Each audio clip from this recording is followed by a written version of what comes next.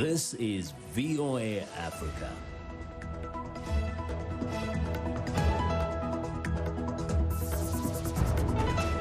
Hello, I'm Esther Githui-Ewart. It's Wednesday, June 3rd. This is Africa 54. Due to the global outbreak of coronavirus, Voice of America is taking every necessary precaution to safeguard its employees. So our broadcast will look a little different today and in the near future as we, out of an abundance of caution, reduce our staffing at VOA headquarters here in Washington. We're working to help keep you informed about what's going on and appreciate your staying with us on Africa 54. Protests in the United States continued into the night Tuesday as people continued to express anger and frustration at the death of George Floyd while in police custody. The demonstrators defied nighttime curfew orders in some areas, including in New York City, where hundreds of people remained on the Brooklyn Bridge for several hours after marching from the Brooklyn side to find their path into Manhattan blocked by police.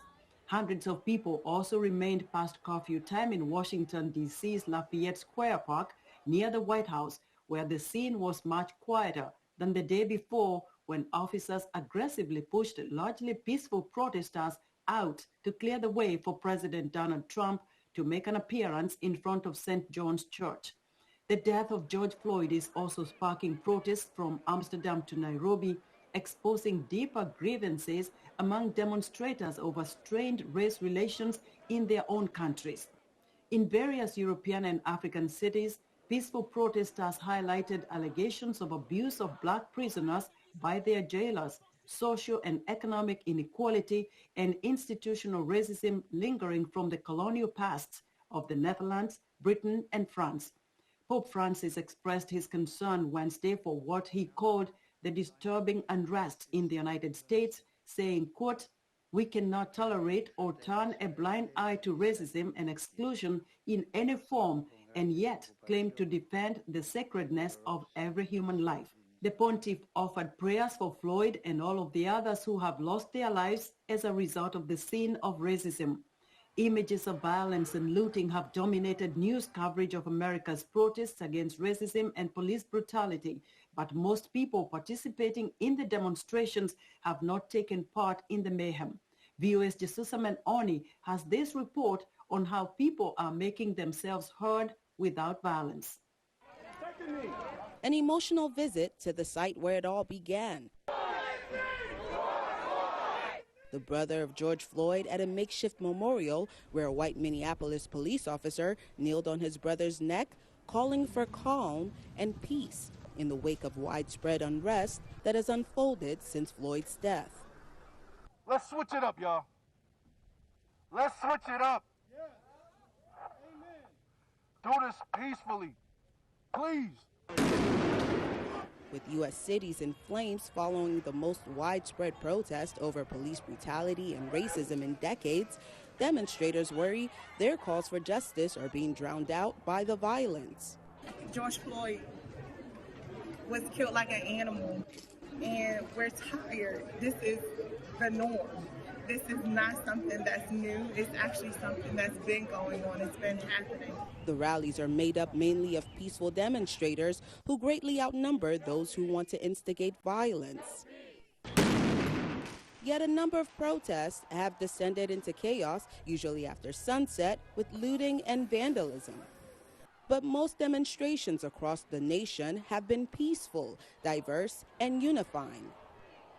When my adult children go out in the street wearing a hoodie, I don't have any fear for them. But every mother here fears for her children if they're black children, if they're black men in particular. It is wrong, it is unjust. Instead of resorting to violence, many protesters are instead finding ways to advance the cause of racial justice, like Matt Manning, a Texas attorney who is offering pro bono services to arrested protesters. He wants his sons to see how he used his skills to support the movement. If you look at the civil rights movement, people did for the movement what they had the best capacity to do. Some people were feeding everybody as they were planning the movement because their contribution was being able to cook for the movement. Other people, preached. Other people did a number of things. And the capacity I serve in, as an attorney, I want to make sure that, you know, when my days are done, I know I did everything I could to help people. To hope. Writer Christina Pessoa is calling on her multicultural church congregation to action. In a nation that claims to be Christian, that these things really misrepresent God's character. And, you know, I have 2 Black boys. And one of the very first things that I taught them about who God is that he is just. But as nonviolent protesters struggle to reclaim the message of these rallies, many say decades of oppression and frustration has led to this violent moment in American history. A lot of the issues we see are systemic.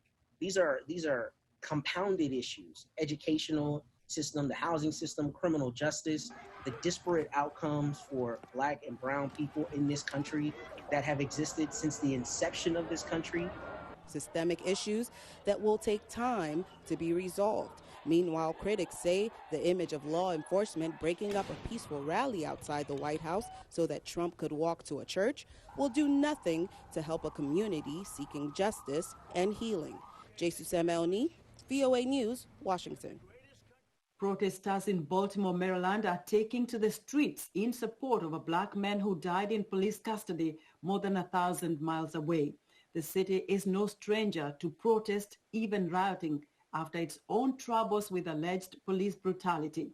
Isha Sarai and Adam Greenbaum report from Baltimore. Protesters in Baltimore are marching in solidarity with Minneapolis, Minnesota, where a Black man, George Floyd, was pronounced dead at a hospital last week after an officer pinned the handcuffed man down by his neck. Baltimore knows their pain. The death of Freddie Gray in Baltimore in 2015 set off 2 weeks of riots and protests that captivated the nation. A medical investigation found that Gray suffered a fatal spinal cord injury while being transported in a police van after his arrest. This is a continuation of the feelings from then. It's a time where it's reminiscent of that, but it's heavier because it's getting worse, and this generation was there then. So it's not a new set of people. People's hearts are heavy. The current coronavirus pandemic complicates matters. Protest organizers called for social distancing, saying it will protect people and further their cause. Take up space! But some protesters say the health risk is worth it. My life is a pandemic. Every day I wake up, I'm in a pandemic. Every day I wake up, I have to fear for my life. So come out here and stand on the street to say that I believe in my life and that my life matters, it's not a risk, it's a right. Protests in Baltimore took place with a renewed sense of urgency, but this time calmer and more organized. It's time for change. Like, we don't want the police out here killing us for 100 more years. That's why we're here. For our kids, our sisters, our brothers. More than 5 years after the Freddie Gray riots, Baltimore streets are again filled with people demanding the progress and change they've been fighting for. Isha Sarai, VOA News, Baltimore. The demonstrations that have erupted across America is taking a toll on cities. Though the great majority of protesters are peaceful, some are acting out destructively. In many places, volunteers have been stepping up to help clean up. Matt Debo has more. Scrubbing off graffiti, sweeping up broken glass. These like-minded citizens joined together the morning after peaceful protests here in Oakland turned into a night of destruction. I definitely felt that it was an opportunity to come and make sure that take care of your community. I fully support the protesters, and I'm here today to support the local business owners. So I came out around 10 o'clock this morning and brought a broom and started sweeping up broken glass. Now we're painting, and I understand there'll be muralists coming by later to put some murals on the walls. Protests across the U.S. over police treatment of Black Americans have taken a toll on cities. For many who found each other this morning, the cleanup was just as much of a statement as the protests. We care deeply about our community. We both live just down the street, and we're out here bringing our own supplies and doing what we can to clean up. Some worried that the message of the protests was being lost.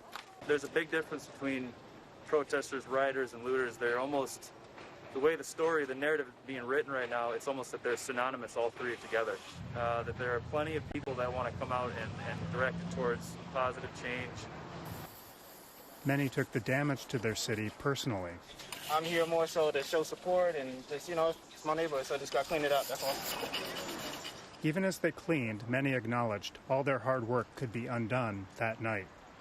Even if this happens tonight, we'll be back out here tomorrow night. It's a pledge that the cleanup crew may fulfill in the weeks ahead.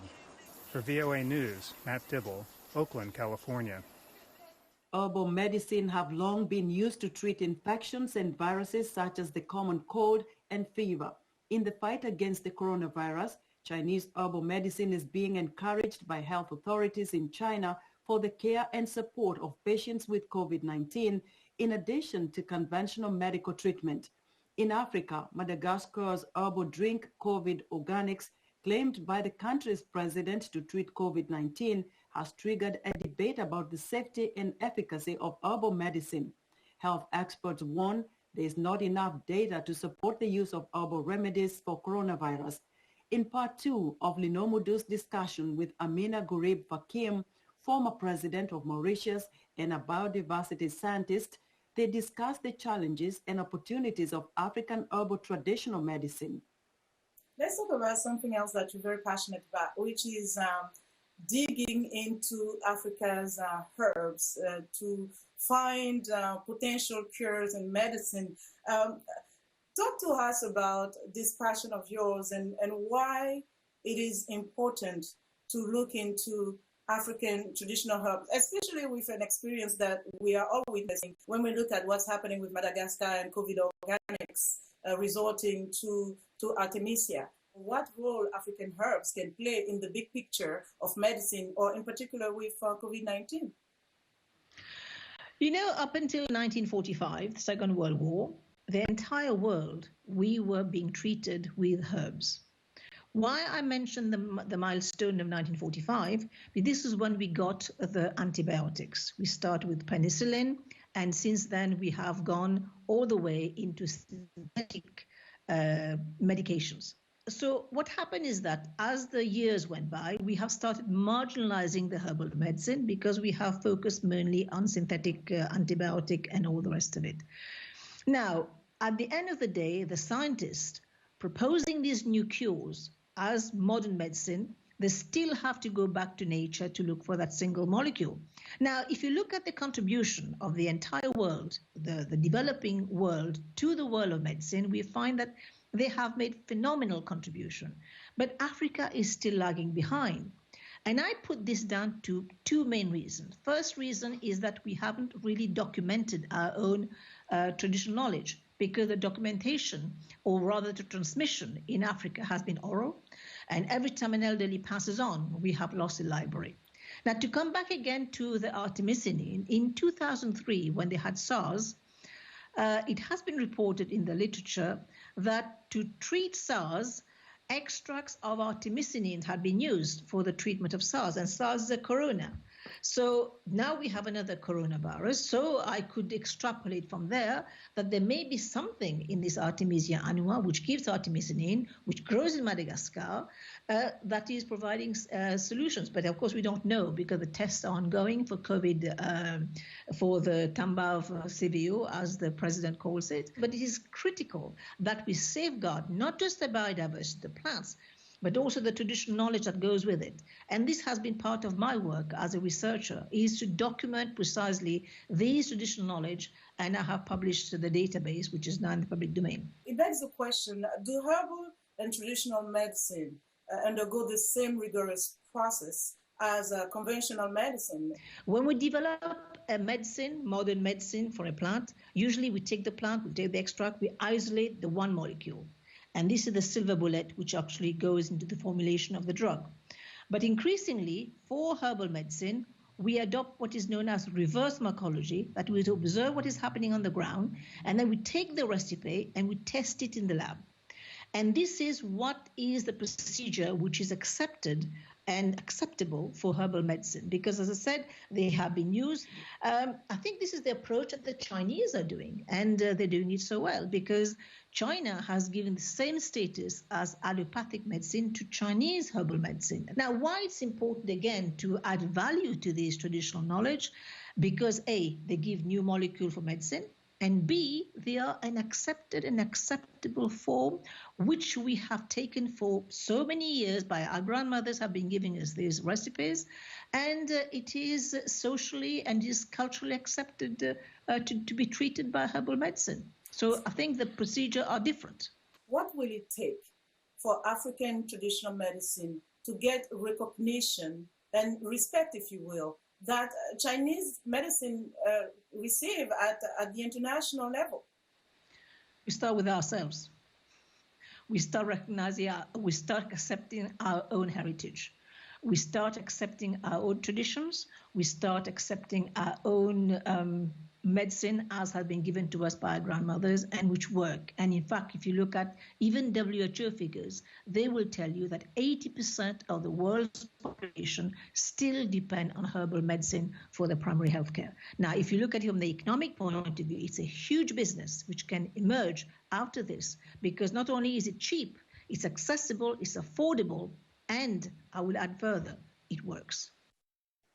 We're excited to hear what you think about Africa 54 and the stories we cover. Join the discussion on Facebook. The address is Africa 54. We're also streaming our broadcast live on Facebook. Please watch and share our show with your friends. Also check out our headlines 24/7 on voaafrica.com. Still to come, how new tech companies are transforming the way children learn in Kenya. We'll be right back after this break.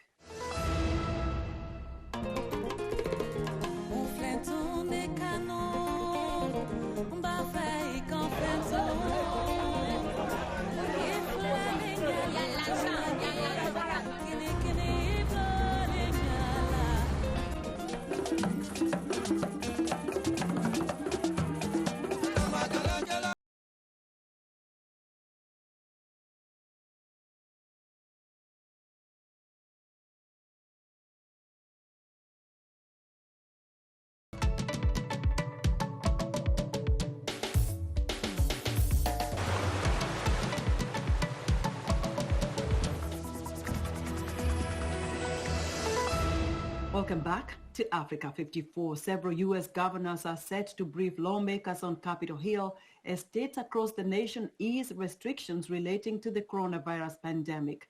At the moment, however, many governors are dealing with continuing protests over the death of George Floyd while in police custody.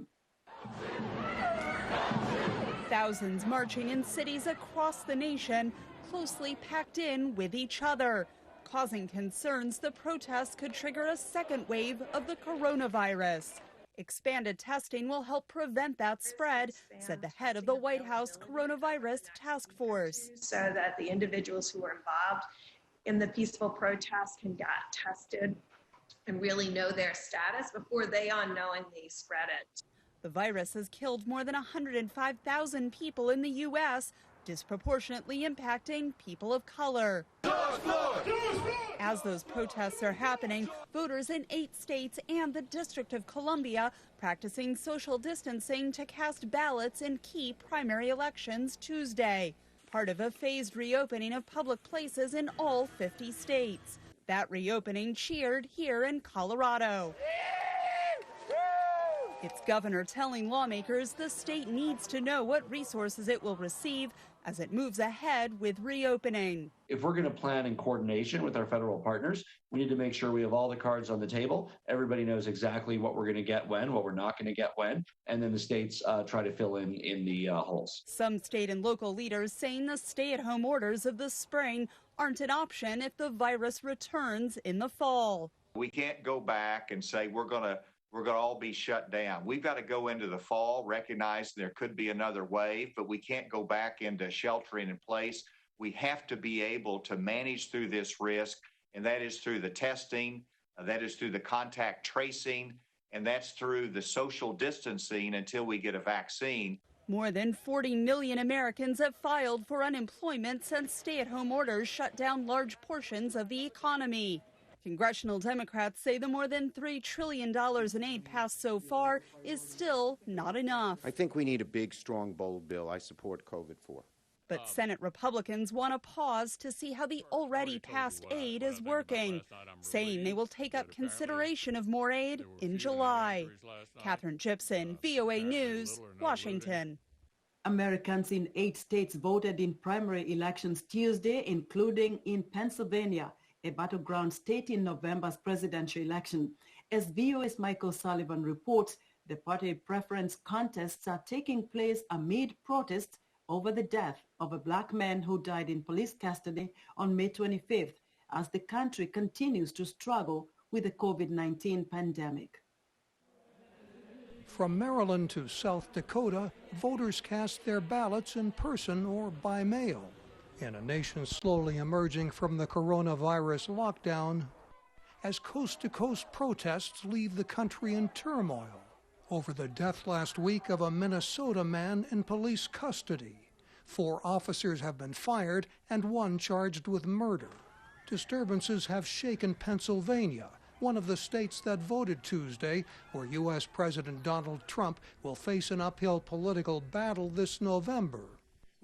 Democrat Joe Biden has all but secured his party's presidential nomination. Tuesday, he promised to heal the nation's wounds. For one supporter in Rhode Island, the vote is a referendum on President Trump. Being able to come out here this morning and fill in a circle next to a name for someone who I know will restore honor and decency to the presidency was so important. The past week has seen peaceful protests, but also destruction and looting across the United States. And 5 police officers shot and injured. Protesters say that police have injured peaceful demonstrators. Monday, police in Washington, D.C. used tear gas to force demonstrators away to clear a route for Trump, who visited a church damaged in the protests. Some police officers have shown support for the demands for justice. National Guard troops, who are controlled by state governors, have been deployed in a support role in at least 26 states. With curfews in many cities, Trump is threatening to use the U.S. military to end the disorder. He also criticized Floyd's treatment by police. My administration is fully committed that for George and his family, justice will be served. But Trump remains a target for his critics, and anger over Floyd's death shows no sign of subsiding, suggesting turbulent months ahead of the presidential election. Mike O'Sullivan, VOA News, Los Angeles.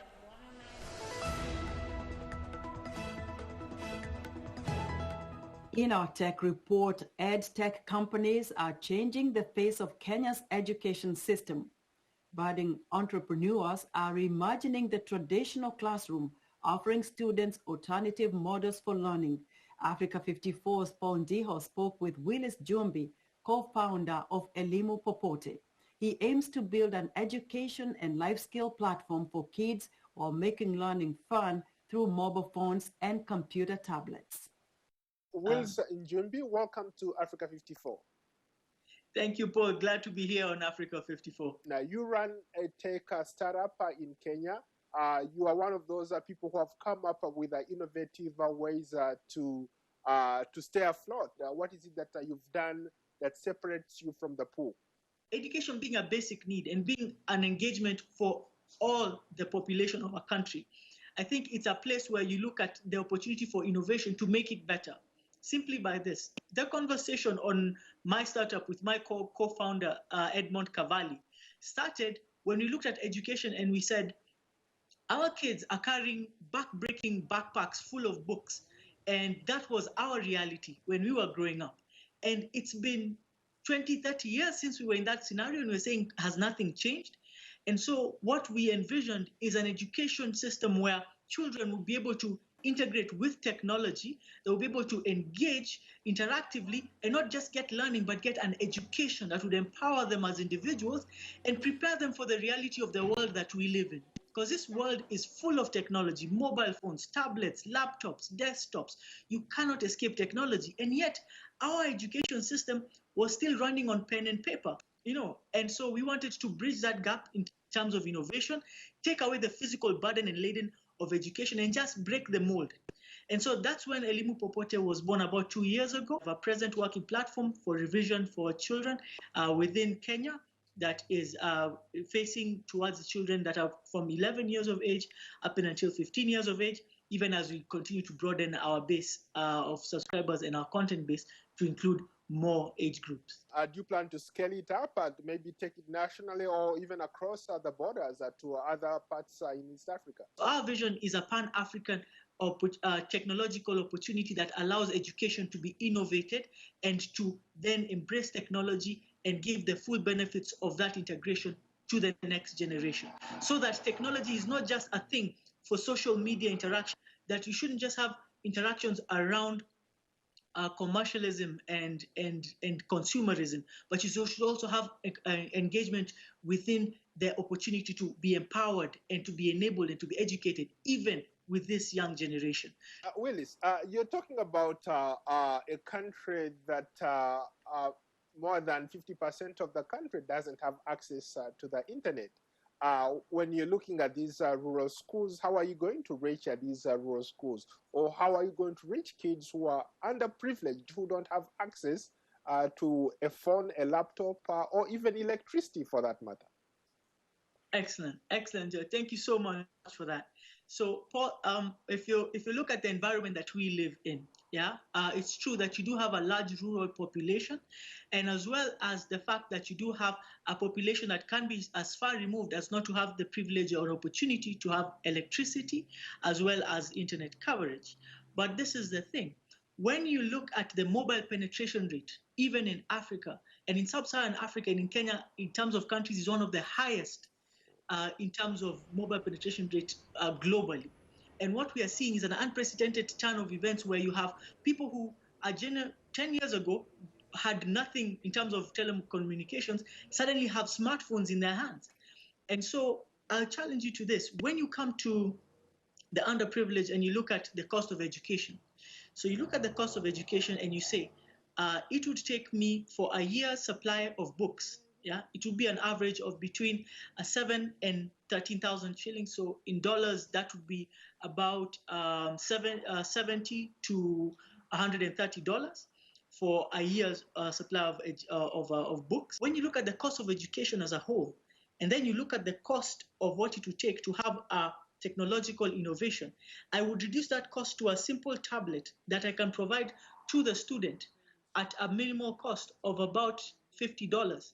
And they would have access to all the education content for $50. But in the most peri-urban and rural areas, you do have internet availability. So starting with centers where you'd have signal boosts and provide this towards the communities around, you have the opportunity for this child to have a tablet in their hand and education at hand. So we have not forgotten them. This is not a system purely for the privileged, but it is a system to allow the population to be innovative in engagement of education. Thank you, man. Thank you. Thank you, Paul. I hope to see you soon. That was Africa 54's Paul Ndiho speaking with Willis Jumbi, co-founder of Elimu Popote in Nairobi, Kenya. And that's our show for today. Be sure to watch Africa 54 on our website at voaafrica.com. From all of us here in Washington, thank you for watching.